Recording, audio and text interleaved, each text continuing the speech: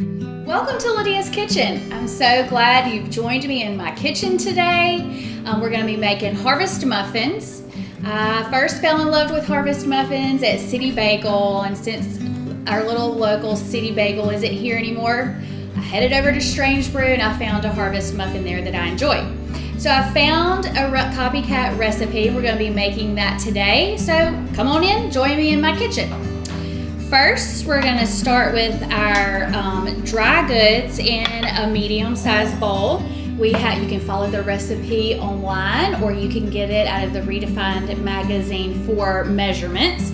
But we have our whole wheat flour and regular flour that we're going to put in.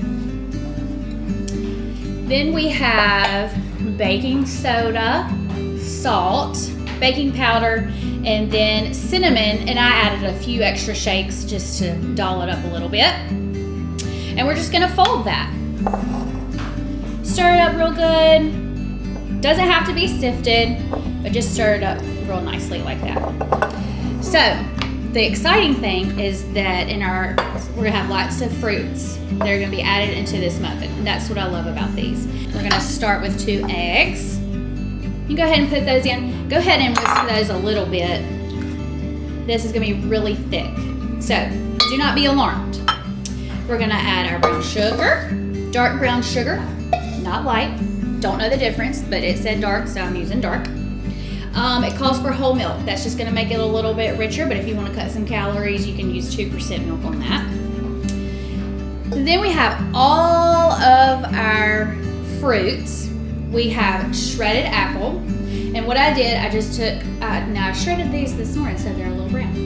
I took a shredder and I just shredded 2 small red delicious apples, shredded coconut, shredded carrot, did not have time to do that so I just bought the bag, raisins and walnuts. Now, there are measurements in the magazine. My boys don't love raisins and walnuts, so I cut that back a little bit. Everything else I followed pretty much to recipe on that. So we're just gonna add that to our other liquid ingredients. And we're gonna stir that up really well. So this is real soupy right now. And then we're gonna go and we're gonna add, coconut oil. I forgot your coconut oil. You can get this in the jar on the aisles with the other oils, and it comes like in a mason jar, and you can either melt it down on your stove or you can melt it in the microwave, whichever works best for you. I don't have enough time in the day, so I melted it in the microwave. Okay, so now we're to our dry ingredients, and this is our cinnamon and baking soda, salt, baking powder, whole wheat flour that we've already mixed together. I'm just gonna fold, I'm gonna pour it in, and I'm just gonna do it and fold. I'm not gonna stir, I'm gonna do nice little folds.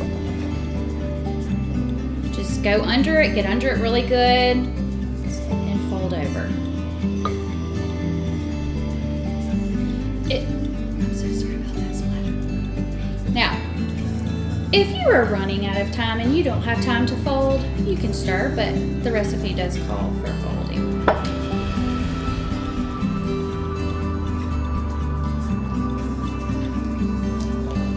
Okay, so we're done folding, and now we have a greased muffin tin. It makes 12, pretty good size. And just start putting our batter in. Now, we're gonna fill that muffin tin up. Now, you have 2 choices. Again, my boys don't love raisins and walnuts. The recipe calls to put raisins and walnuts on the top as a topper, but you can also sprinkle a little bit of white sugar on the top of them to make a nice little crust on the top. Bake them at 350 for 20 minutes, and you're good to go.